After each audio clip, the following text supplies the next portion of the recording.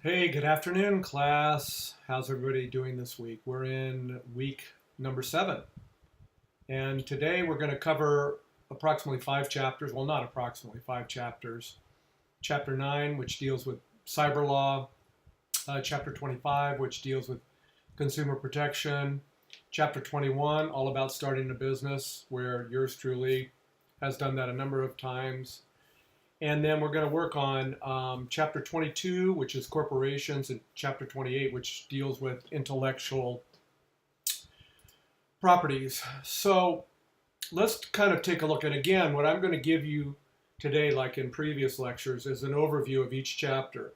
It's important that you go through the cases and the ruling in the cases because it gives you a clearer understanding. But I feel it's important that I give you an overview, each of the chapters, give you some good definitions, and we'll move on from there. This first chapter, we're dealing with the theme of the chapter, and again, we're talking about cyber law and privacy. Computers are one of the greatest technological advances of modern times. Computers and the internet, cyberspace together comprise one of the great technological developments of modern times. They have changed the way we learn, conduct business, seek entertainment, make friends, enjoy our family, and generally lead our lives. The law in this area is so young and unformed that oftentimes we must not only ask what is the law, but also what should the law be? And as I do with every chapter, I start out with a quote. And the quote for this particular chapter is, "The moving finger writes, and having writ, moves on, nor all thy piety nor wit shall lure it back to cancel half a line, nor all thy tears wash out a word of it." And that comes from the famous poet, astronomer, and mathematician Omar Khayyam. He lived between 1050 and 1123. Let's talk a little bit about regulation on the internet. Net neutrality, we've all heard a lot about it. Internet service providers, or what we refer to as ISPs, are companies like Verizon, Comcast, that connect customers to the internet. Some customers require more bandwidth than others. It takes much more capacity to watch movies and TV shows than to shop for clothing or download books or photos. ISPs would like to have the option of treating high-capacity users differently, either charging them more or slowing their access to the internet. This issue is subject to regulation by the FCC, or the Federal Communications Commission, because the Telecommunication Act of 1996 grants the agency the right to regulate broadband infrastructure. The FCC has adopted a policy of what they call net neutrality, the principle that all information flows on the internet must receive equal treatment. Net neutrality is highly controversial. Both those in favor and those opposed argue the same thing, which is that if their side wins, consumer innovation will benefit. ISPs also argue that they should be able to control internet traffic because some websites, like those that deliver telemedicine or emergency services, deserve priority access. And you can go online and check some of the cases out that talk about it, and it'll give you a little better handle. Not necessarily online, but also check in the textbook. All information on the internet, much like in real life, is controlled by the Constitution. And in particular, the First Amendment is supposed to protect you. I don't know if that's true today, but according to the Constitution and the regulations, we're protected by First Amendment freedom of speech. The First Amendment of the Constitution protects free speech, and that includes internet postings, no matter how bad, that have appeared on internet message boards and blogs. And believe me, we've all seen some pretty horrible ones. As upsetting as they may be, they are protected as free speech under the First Amendment so long as the poster is not violating some other law. And if you read in the case Juzwiak versus John/Jane Doe, The plaintiffs argued that the statements were defamatory, but the courts ended up disagreeing, ruling that they were simply opinions. Another act that regulates content on the internet is the Communication Decency Act of 1996. Under the CDA, as it's referred to, end users and anyone who simply provides a neutral forum for information such as ISPs and website operators are not liable for content that is provided by someone else. Only content providers are liable. Let me say that again. Only the content providers end up being liable. We also have, under consumer protection, the FTC Act. Section 5 of the FTC Act prohibits unfair and deceptive acts or practices. The FTC applies this statute to online policy or privacy policies. It does not require websites to have a privacy policy, but if they do have one, they must comply with it, and it cannot be deceptive. We've all heard the term spam. Spam is officially known as unsolicited commercial email, and I think we spend 90% of our time filtering out as much of that as we can, not only on our computers, but our tablets and on our smartphones. It also constitutes bulk mail, or UBE. The Controlling the Assault of Non-Solicited Pornography and Marketing Act, in other words, CAN-SPAM, is a federal statute that regulates spam, but it does not prohibit it. How much privacy do we really have in the digital world? Well, one way we lose our privacy is sometimes we voluntarily give it up without considering the consequences. In other cases, it is taken from us without our knowledge. Some of the ways our privacy may be violated or taken advantage of include, obviously, the hot button today, social media sites. Just last week, Facebook had a gigantic data breach that released information, I think, on 20 to 30 million users. So anytime you go online and you check into one of your social media sites, you're opening yourself up for an invasion of privacy. And the only way you can really get away from it in this digital world is to erase your footprint. And by that I mean withdraw from all social media. I don't think we're going to do that, but if you wanted to get away from it 100%, that's what you would do. So keep in mind, every time you click on Instagram, Snapchat, Twitter, Facebook, that somebody is doing some data mining on your particular site.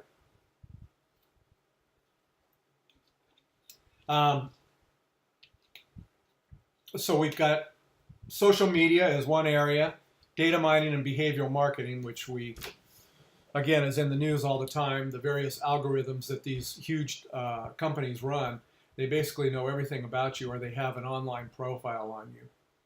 And then obviously you want to have privacy in the workplace.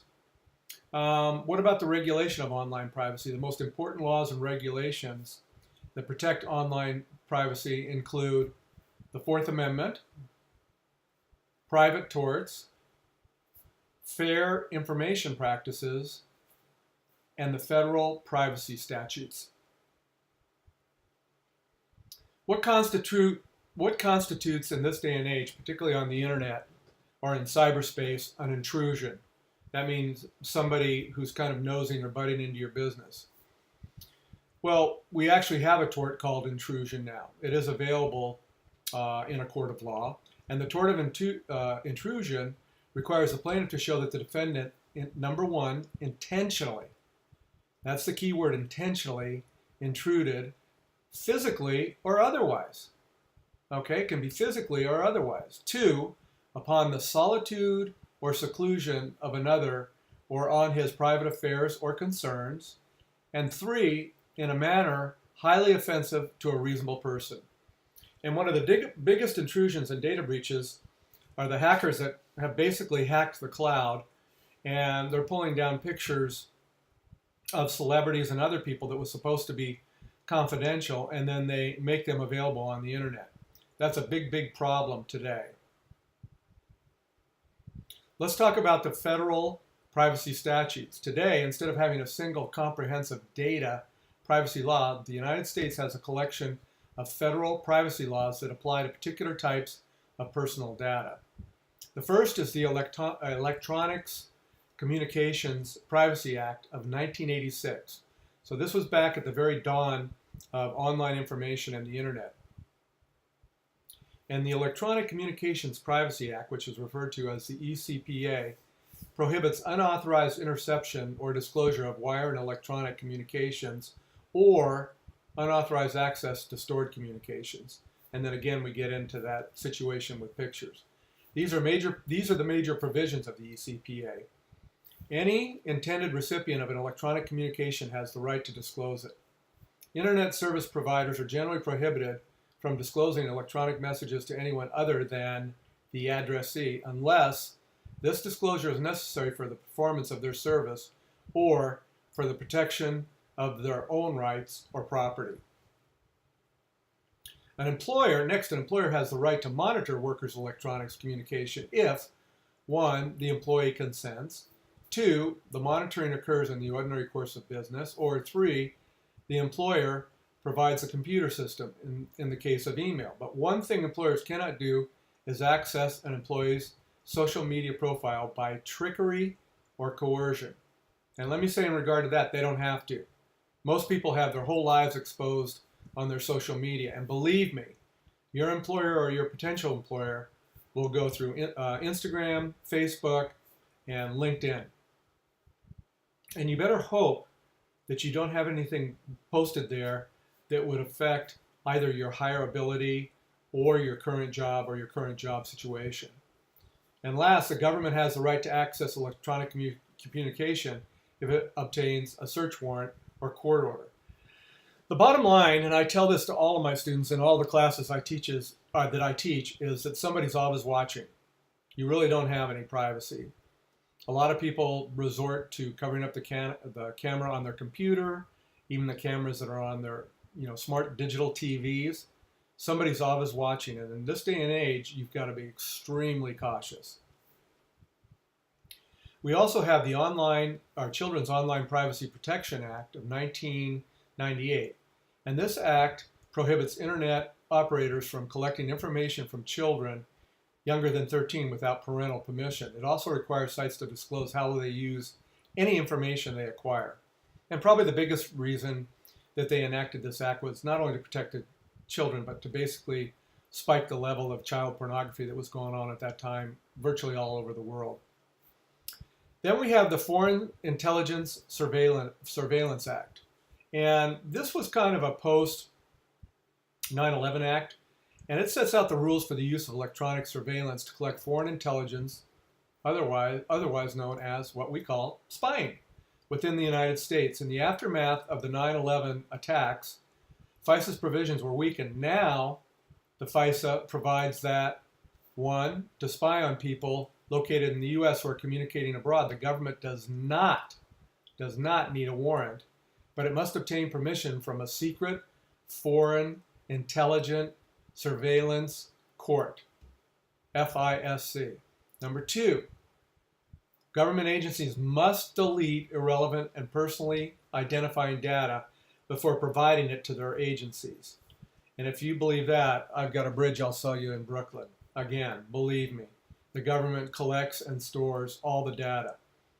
And 3, the government must notify defendants if the evidence being used against them in court was gathered in FISA surveillance.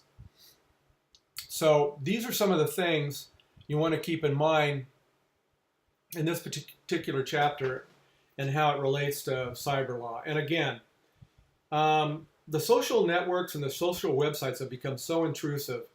They have ways and means of, getting your data, analyzing it. Again, they run a sophisticated set of algorithms so that basically they can create a profile on you.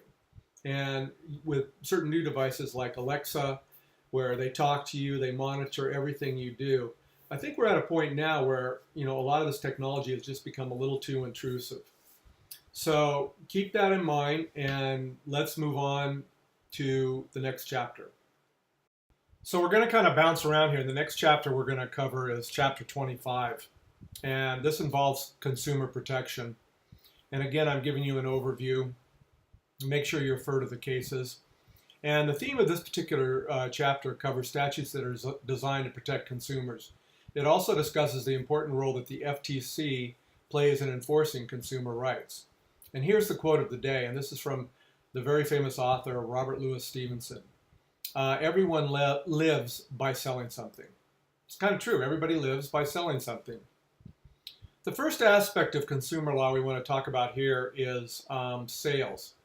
Section 5 of the Federal Trade Commission Act, or the FTC, prohibits unfair and deceptive acts or practices. What constitutes a deceptive act or practice? An advertisement is deceptive if it contains an important misrepresentation or omission that is likely to mislead a reasonable consumer. Okay, let me repeat that. An advertisement is deceptive if it contains an important misrepresentation or omission that is likely to mislead a reasonable consumer.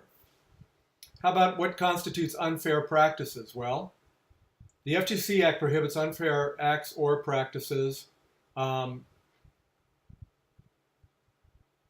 me back up a second. We've already covered that. We've covered what's unfair and what's deceptive. And they have what they call the additional sales rule. The FTC rules prohibit bait and switch advertisements. They also regulate mail or telephone order merchandise, unordered merchandise, and door-to-door sales. And the biggest, I would say, violator of the Bait and Switch Act are the automobile dealerships. They'll advertise a car at a certain price. You go down there and they say, oh, the car was just sold, but we have this car.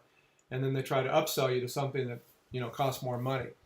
They used to do that a lot. They don't do it anymore, but they were considered very notorious for the way that they would do the bait and switch. They want to get you through the door, and then they want you to spend more money.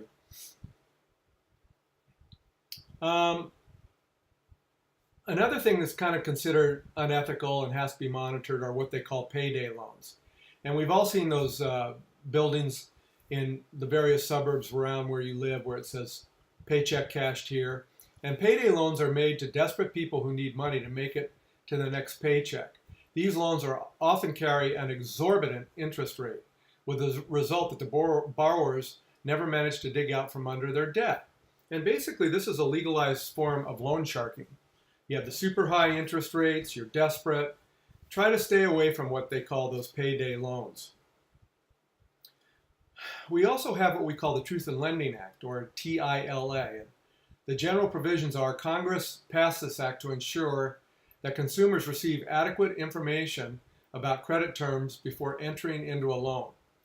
Credit and debit cards are extremely important to most consumers, so lately they have come under increased scrutiny from Congress and the regulatory agencies. Why?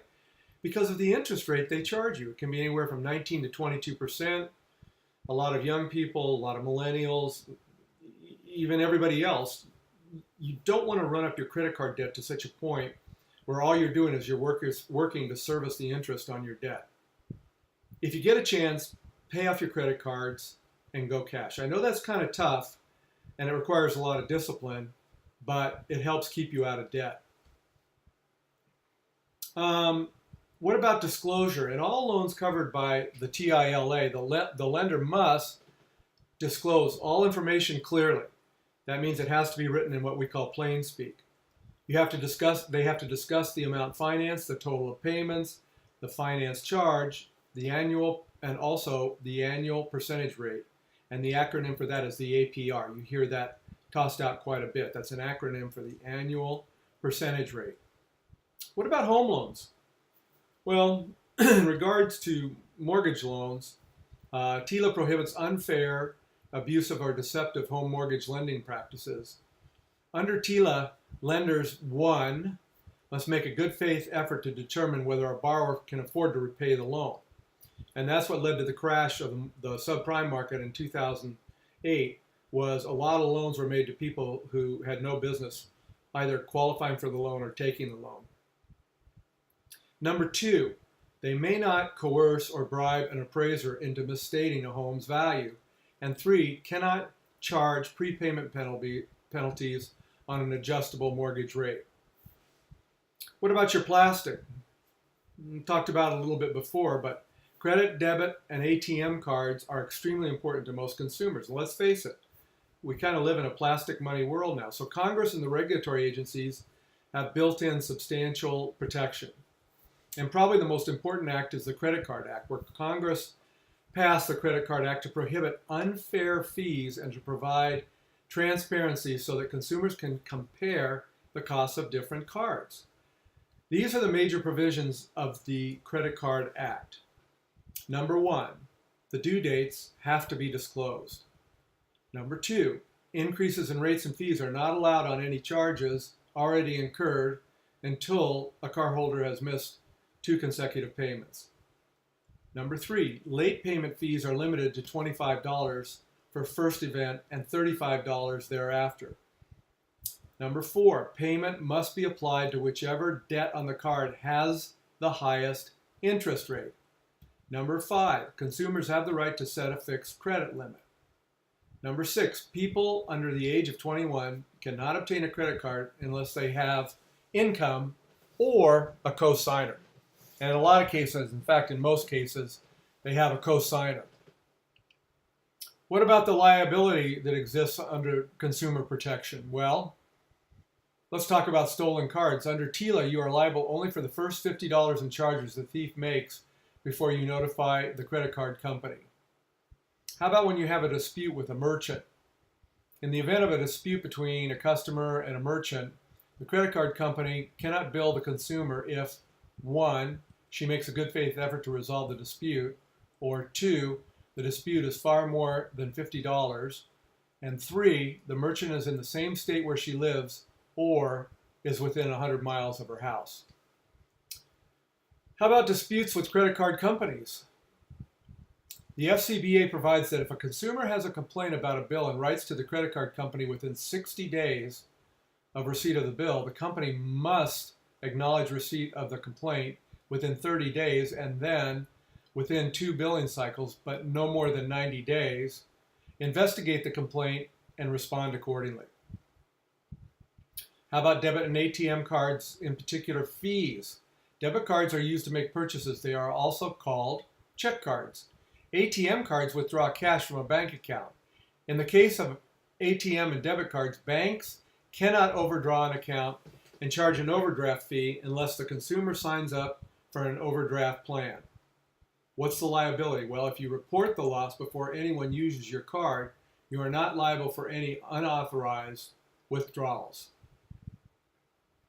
How about credit reports? This is something we all kind of struggle with, and we're always trying to keep our credit rating on our credit report as high as possible.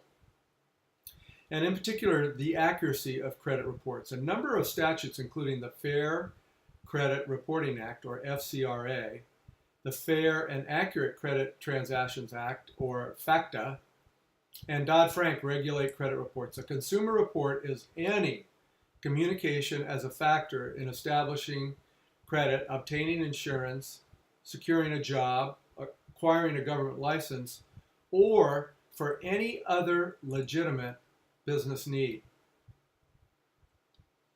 How about debt collection? Congress passed the Fair Debt Collection Practices Act, the FDCPA, because it was concerned that abusive practices could contribute to the number of personal bankruptcies, to marital instability, to the loss of jobs, and finally to the invasion of privacy.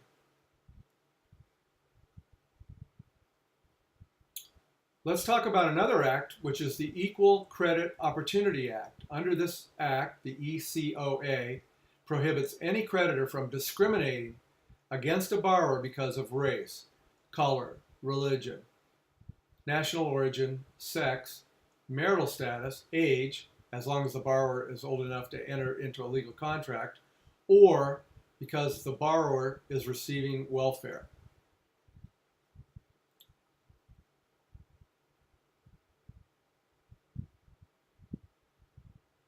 Another important act that I found in this chapter is the Magnuson-Moss Warranty Act.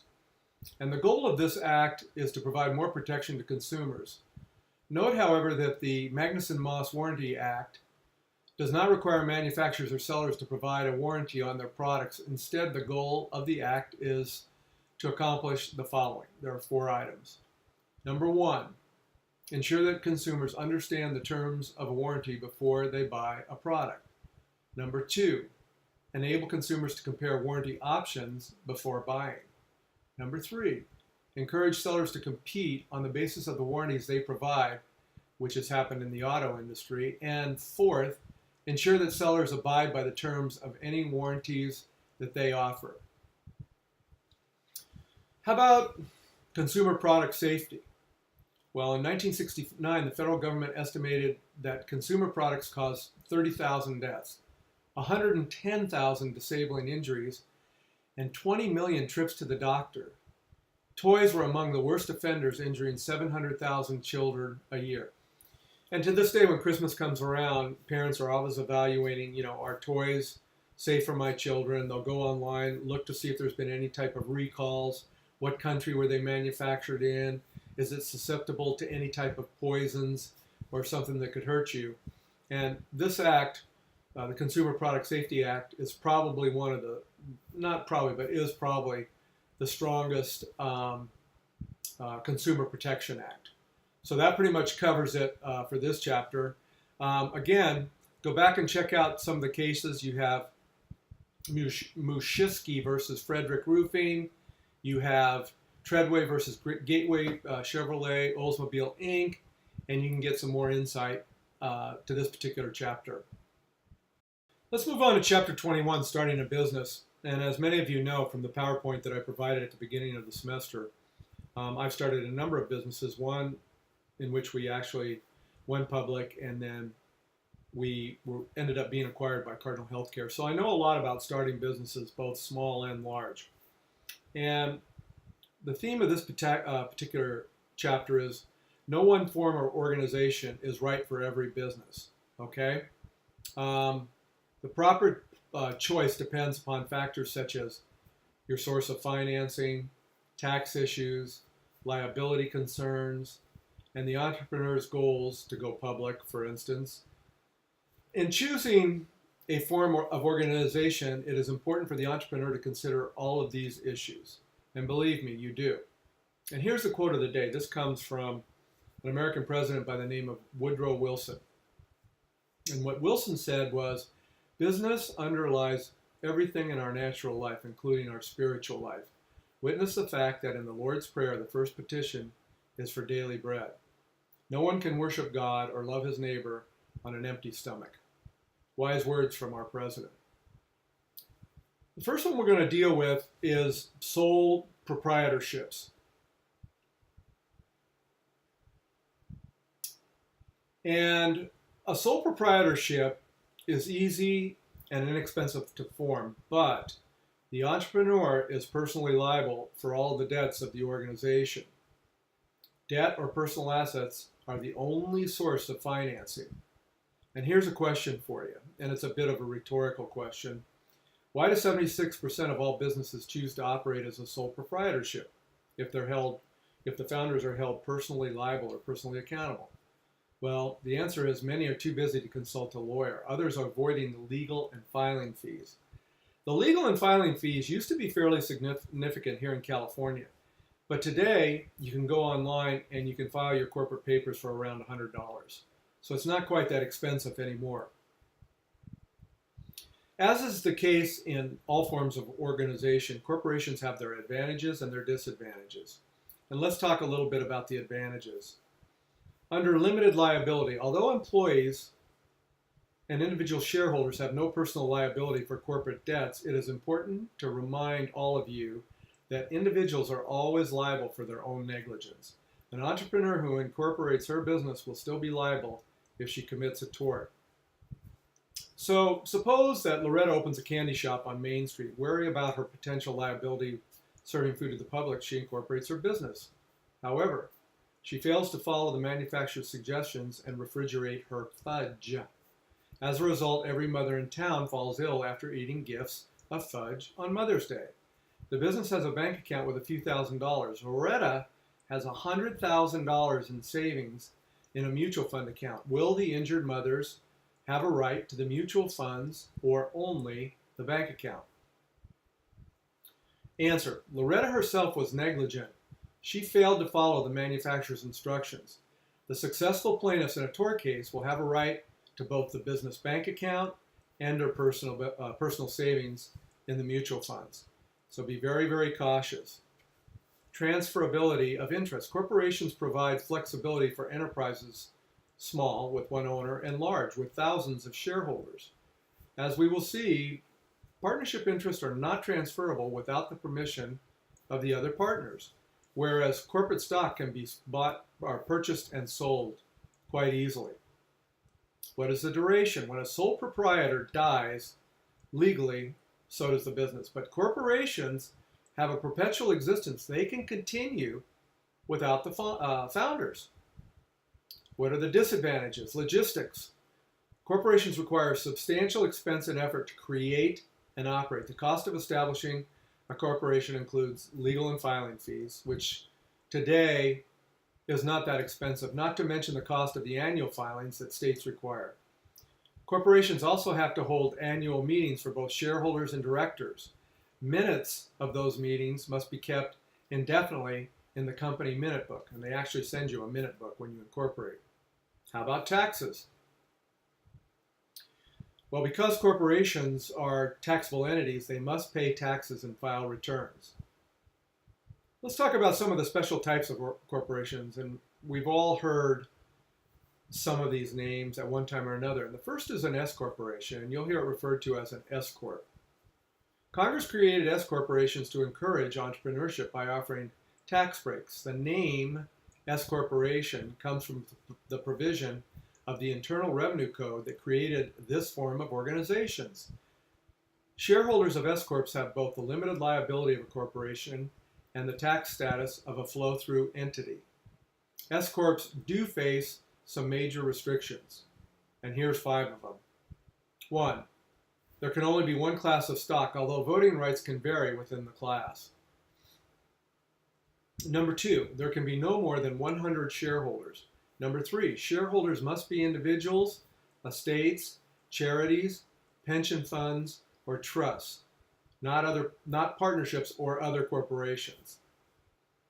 Number 4, shareholders must be citizens and residents of the United States, not non-resident aliens. And 5th and finally, all shareholders must agree that the company should be, indeed, an S corporation. And a lot of times, students are confused about the differences between a C and an S and closed corporations. State statutes authorize the creation of a corporation, but the IRS determines its tax status. Thus, state law determines if an organization is a regular corporation or a closed corporation. IRS regulations determine if the corporation is a taxable entity. Both a closed corporation and a regular corporation can be either an S corp or a C corp.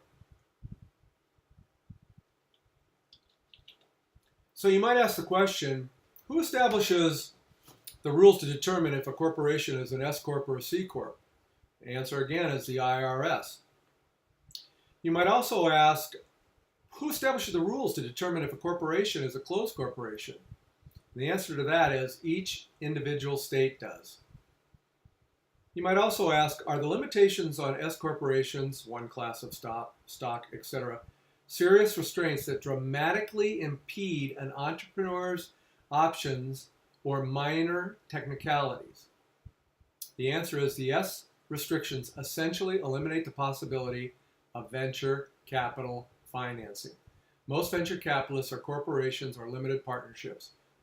Moreover, it is typical in venture capital deals to issue more than just one class of stock and reflect the different rights of the shareholders. Important thing. So if you go out and raise venture capital, it's going to be difficult, if not impossible, to be an S corp. How about limited liability companies? Limited liability companies are a relatively new form of organization. They offer the limited liability of a corporation and its tax status of a partnership, but they avoid the restrictions of an S corp. A good case that illustrates that is Ridgway versus Silk, which I'll let you review. To organize an LLC, you must have a charter and you should have an operating agreement.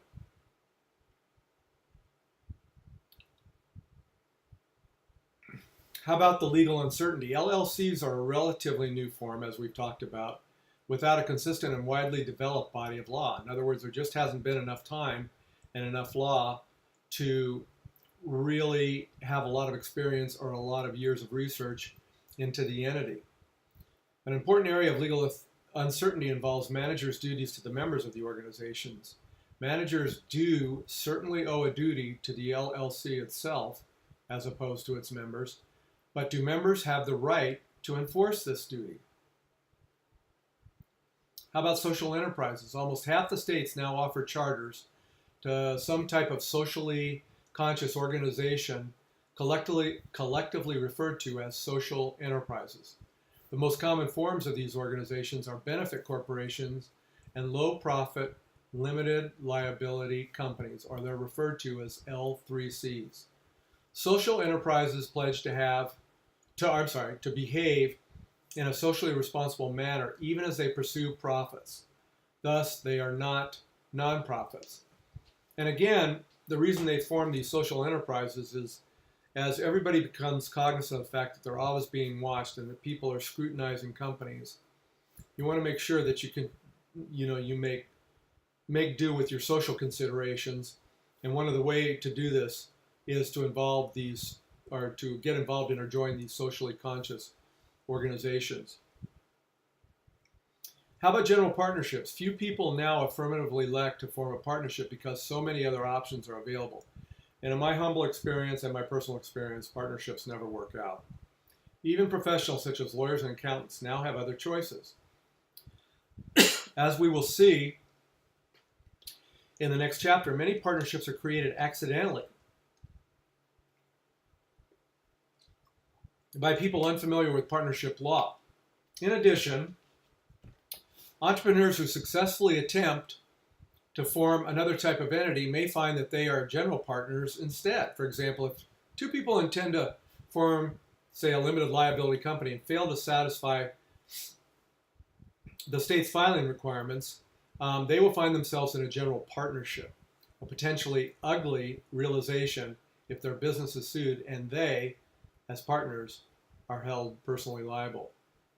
So you might ask, why would anyone choose to form a partnership? Well, here's the answer. There was a time when lawyers and accountants had no other choice. Now in most states they can form professional corporations, LLCs, or LLPs. Barring unusual circumstances, a partnership is really only appropriate as a joint venture between two corporations. The corporations have no concerns about liability. So again, if you're going to be an entrepreneur, you're going to go out and start your own company, you do not want to create a partnership.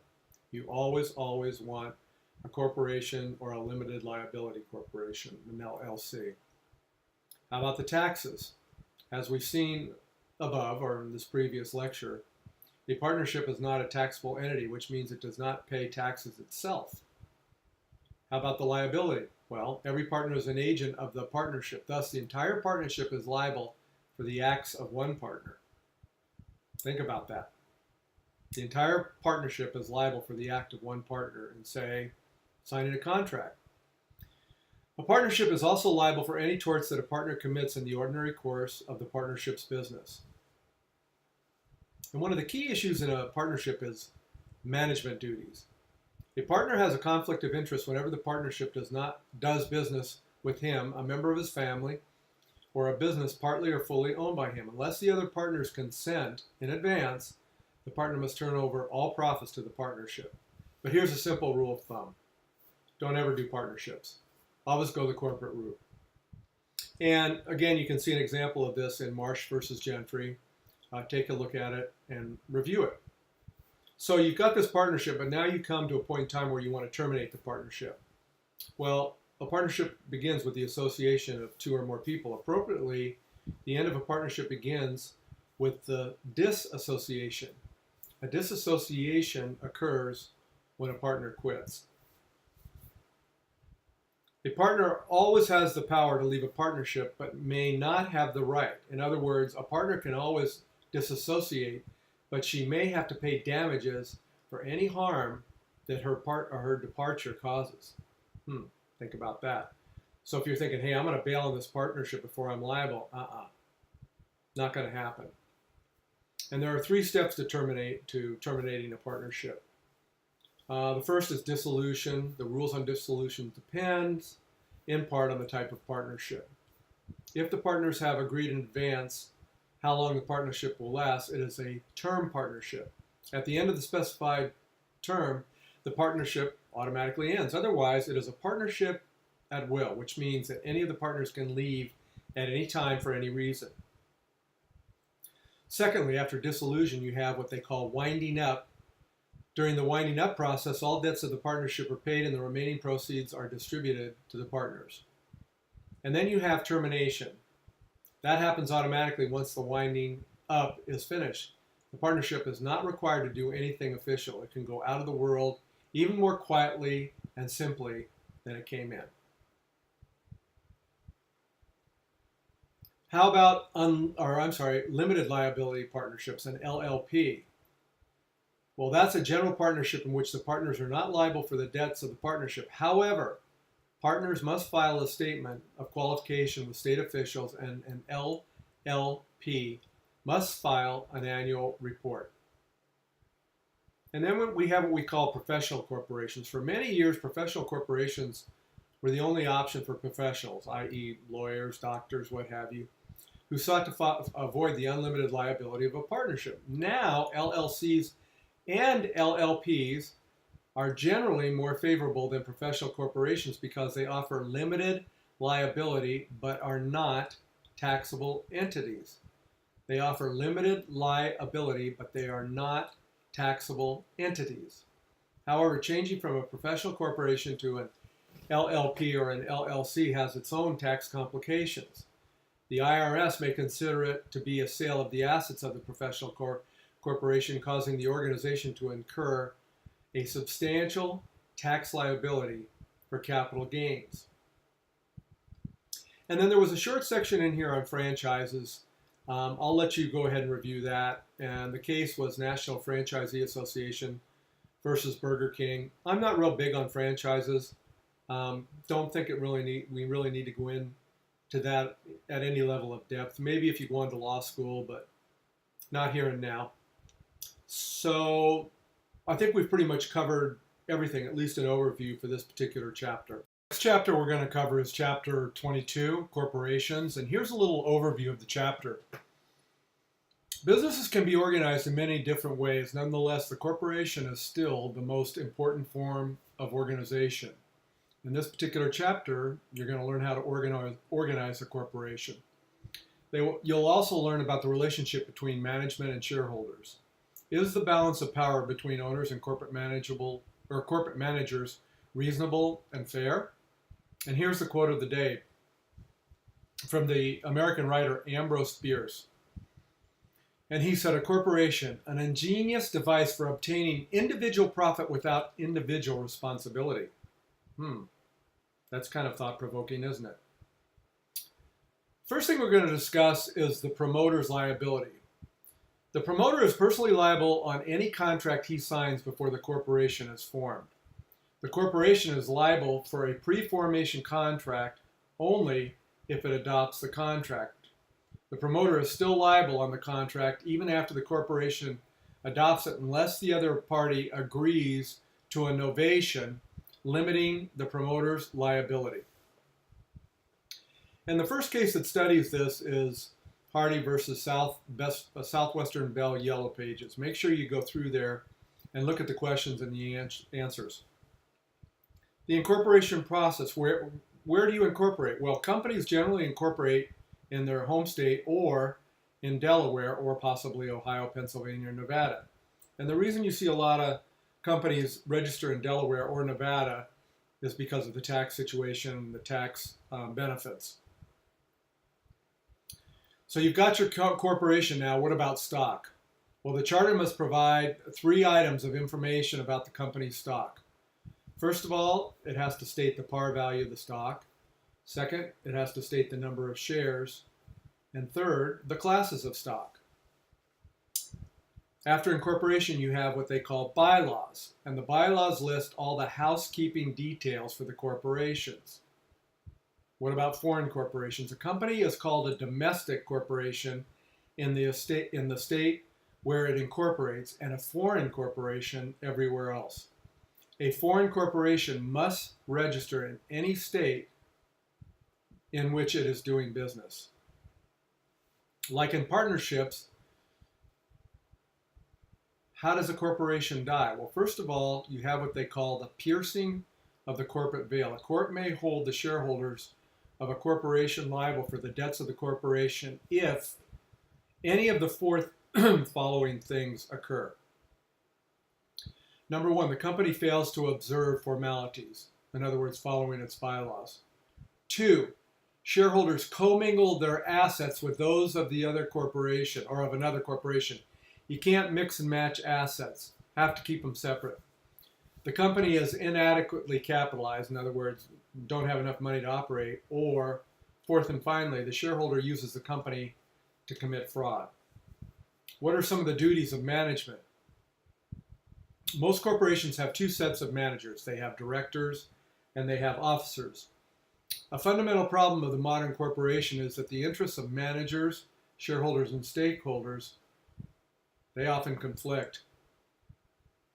You have what they call the business judgment rule.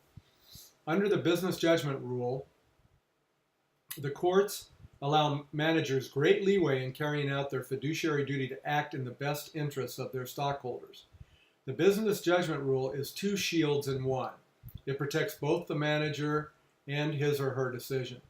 If a manager has complied with the rule, a court will not hold her personally liable for any harm or decisions that have caused the company or it's caused any harm for the company, nor will the court rescind her decision. Analysis of the business judgment rule is typically divided into two parts: the duty of loyalty and the duty of care. And the duty of loyalty prohibits managers from making a decision that benefits them at the expense of the corporation. A key issue is what they call self-dealing. Self-dealing means that the manager makes a decision benefiting either himself or another company with which he has a relationship. Self-dealing is a violation of the duty of loyalty. And the case that demonstrates that, In re S. Peru Copper Corporation shareholder derivative. That's a long name, but take a look at it and read it. How about corporate opportunity? Managers violate the corporate opportunity doctrine if they compete against the corporation without its consent. In other words, can't be working secretly for somebody else. You've got to disclose to everybody, particularly to your shareholders, other board members, and other key employees. Duty of care. The duty of care requires officers and directors to act in the best interest of the corporation and to use the same care that an ordinary, prudent person would in the same or similar situation. How about the rights of the shareholders? As a shareholder, you have neither the right nor the obligation to manage the day-to-day business of the enterprise. So all you can do is basically sit there and watch and hope that your investment pays dividends.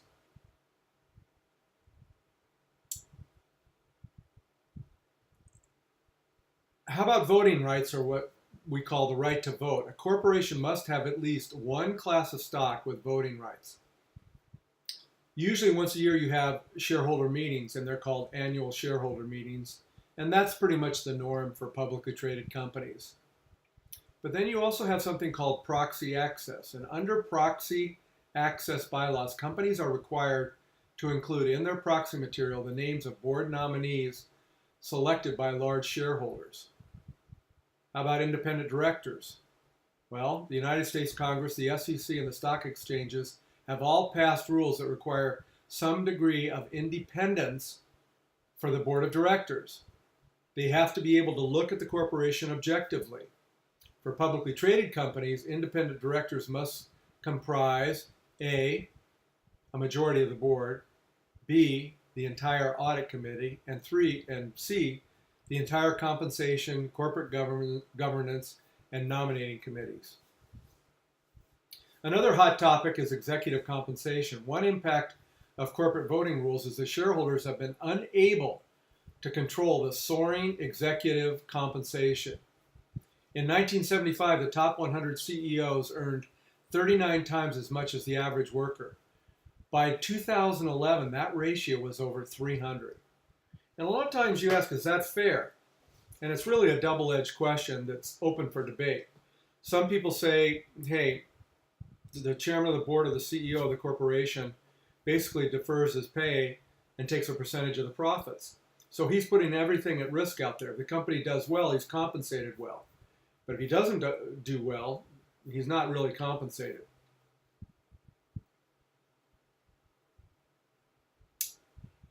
And that's it. That was kind of abbreviated, but we've talked about corporations in some of the other chapters, but I just, again, wanted to give you that overview on chapter. And finally today we're going to talk about chapter 28, the last chapter, and intellectual property. Intellectual property is a major source of economic prosperity and individual wealth. New ideas increase both productivity and pleasure.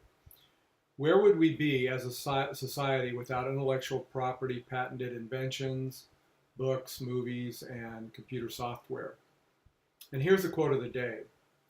One of the greatest pains to human nature is the pain of a new idea.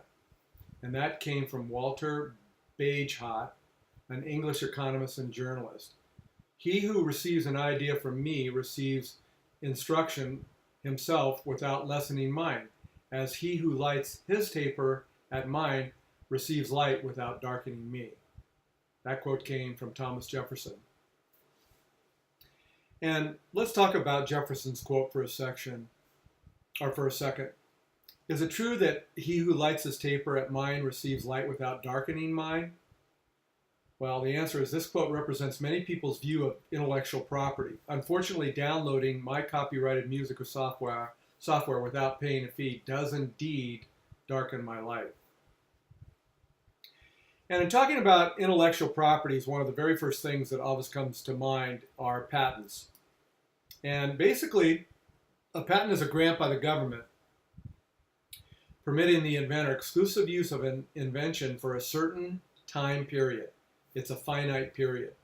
During this period, no one may make, use, or sell the invention without permission. In return, the inventor publicly discloses information about the invention that anyone can use upon expiration of the patents.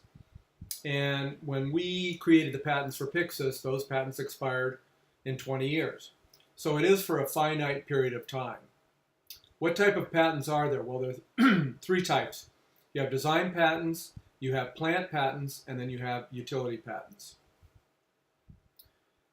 You might ask, what are the requirements for a patent? There are only three requirements for one to obtain a patent. The invention must be novel, non-obvious, and useful. And you should be aware of the intricacies and complexities contained within each of these seemingly simple requirements. This complexity results in patent lawyers being one of the highest paid in the profession. And boy, do I believe that. They are expensive. A good case to start out on in this chapter is the Association for Molecular Pathology versus Myriad Genetics. Go ahead and read that case. Let's talk a little bit more about patent application and issuance. To obtain a patent, the inventor must file a complex application with the PTO. If a patent examiner determines that the application meets all legal requirements, the PTO will issue the patent. If an examiner denies a patent application for any reason, the inventor can appeal that decision to the Patent Trial and Appeal Board in the PTO, and from there to the Court of Appeals for the Federal Circuit in Washington. What constitutes an infringement? A patent holder has the exclusive right to make, use, or sell the patented invention during the term of the patent. A holder can prohibit others from using any product that is substantially the same, license the product to others for a fee, and recover damages from anyone who uses the product without permission. And because we live in a truly global marketplace in a global world today, We've also seen the importance of international patent treaties. And an inventor must apply for a patent in each country where the patent protection is sought. This is no easy feat. Nevertheless, about half of all patent applications are filed in more than one country. This process used to be a logistical nightmare. Yes, it was, because almost every country had its own unique filing procedures and standards. Companies were reluctant to develop products based on technology they were not sure they actually owned. Several treaties of the World Intellectual Property Organization now facilitate this process, although it is still not the one-step or one-click effort that inventors desire. The Paris Convention for the Protection of Industrial Property requires each member country to accept and recognize all patent and trademark applications filed with it by anyone who lives in any member country. For example, the French Patent Office cannot refuse to accept an application from an American as long as the American has complied with French law. Under this treaty, inventors who file in one country have up to 1 year to file elsewhere and still maintain their patent protection. Under the PCT, or the Patent Cooperation Treaty, applicants are offered a single filing and streamlined review process. Upon filing an international patent application, inventors receive patent pending protection for 30 months in the 148 PCT member countries so that they have time to pursue their application. Once a PCT application is filed, one of the major patent offices prepares an international search report and issues an opinion on whether the invention is patentable. This report, while non-binding, helps applicants assess the patentability of their inventions and provides persuasive evidence to national patent offices. Inventors who wish to proceed internationally must then have the report translated and filed with applications and fees in whichever countries they want a patent. In addition to these treaties, any country that joins the World Trade Organization must agree to trade-related aspects of intellectual property rights. This agreement does not create an international patent system, but it does require all participants to meet minimum standards for the protection of intellectual property. How the individual countries achieve that goal is left to them. We also have copyrights. The holder of a copyright owns the particular tangible expression of an idea, but not the underlying idea or method of operation. Here's an example. Most of you are familiar with the legal debate over the college students who ran a website that permitted fellow students to share copyrighted music files. I believe they're referring to the Napster case. And here's a question: why is this activity illegal? Well, the answer is he is allowing fellow students to use copyrighted material without permission and without payment. And then your response might be, well, come on, what's the harm in copying a few songs off the internet? Well, here's the answer. In this case, it's more than a few songs, but no matter how many, it is still illegal. He is facilitating the use of copyrighted material without permission. What he's doing is no different from printing up his own copy of the latest John Grisham thriller and selling or giving it away. In either case, he's reducing the market for the original material. And you might say again, what's the harm? Record companies make so much money anyway. Who are we hurting? The answer is, if record companies don't make money and recording artists aren't paid, there will be fewer songs for all of us to hear. The creative business, music, writing art is a business. It is just as wrong to steal their output as it is to shoplift in a department store. And one of the key issues of copyright is infringement. Anyone who uses copyrighted material without permission is violating the Copyright Act. They have what they call a first sale doctrine. And this doctrine permits a person who owns a lawfully made copy of a copyrighted work to sell or otherwise dispose of the copy. This exception to a copyright is essential to commerce. If there were no first sale doctrine, people would not be able to rent movies or sell their used cars, or anything else for that matter. eBay might not even exist. And museums and libraries would certainly be out of business because any display or distribution of a copyrighted work would constitute infringement. So they have what they call a fair use doctrine. And the fair use doctrine is important because it permits limited use of copyrighted material without permission of the author. When copyrighted material is used for purposes such as criticism, parody, comment, news reporting, scholarship, research, or education, it is more likely to be in what they call fair use. And again, I would ask you to refer to the Campbell versus Acuff Rose Music Inc. case in this chapter. It'll give you a pretty good insight into how these laws work. Digital movies are music and movies. One of the major challenges for legal institutions in regulating copyrights is simply that modern intellectual property is so easy to copy. And we see it all the time. The pirating of movies and music. Many consumers are in the habit of violating the law by downloading copyrighted material. And they do this for free. They seem to believe that if it is accessible, then taking it is somehow acceptable. And we know the answer to that is, no, it's not. It's not acceptable. In one survey of adolescents, 75% agreed with the statement, quote, file sharing is so easy to do, it's unrealistic to expect people not to do it. We know ethically that's wrong, and it's unacceptable. We have what we call the Digital Millennium Copyright Act. The good news is that Mary Schmitz wrote an influential article in the Chicago Tribune. The bad news is that people deleted her name, attributed the article to Kurt Vonnegut, and sent it around the world via email.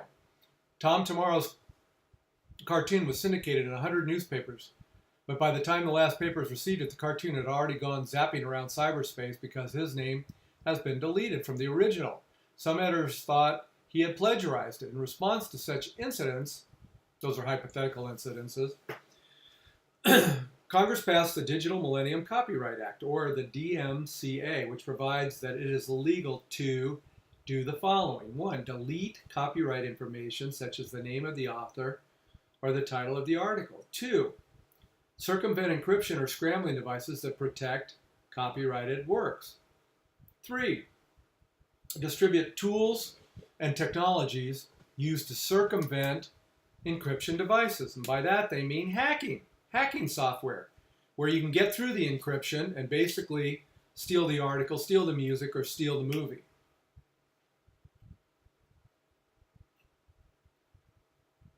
Internet service providers, or as we referred to them in previous chapters, ISPs, are not liable for posting copyrighted material as long as they are unaware that the material is illegal, and they remove it promptly after receiving a takedown notice that it violates copyright law. And I think we've all seen that, where we'll go to a site and the site will be blank, or they'll basically have a note saying that it violated copyright law and it's been taken down. So let's move on to trademarks. A trademark is any combination of words and symbols that a business uses to identify its products or services and distinguish them from others.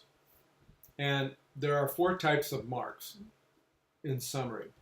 You have trademarks are affixed to goods of interstate commerce. You have service marks are used to identify services. For example, Burger King, Weight Watchers. Certification marks are words or symbols used by a person or organization to attest that products and services produced by others meet certain standards. For example, the Good Housekeeping Seal of Approval, Underwriters Laboratory Approval, etc., etc. Collective marks are used to identify members of an organization, for example, the Girl Scouts of America. To be valid, a trademark has to be distinctive, has to be different. And to win an infringement suit, the trademark owner must show that the defendant's trademark is likely to deceive customers who has made the goods or provided the services. In the event of an infringement, the rightful owner is entitled to these 5 things. Number 1, an injunction prohibiting further violations. 2, destruction of the infringing material. 3, up to 3 times, or what we call treble damages. Number 4, any profits the infringer earned on the product. And 5, attorney's fees. And again, a good case to review on that is Network Automation, Inc. versus Advanced Systems Concepts, Inc. So that pretty much ties up that chapter in this particular week. A lot to digest, but not real complicated, not real difficult. You all seem to be pretty caught up on most of your papers. The only thing I'm seeing is gradual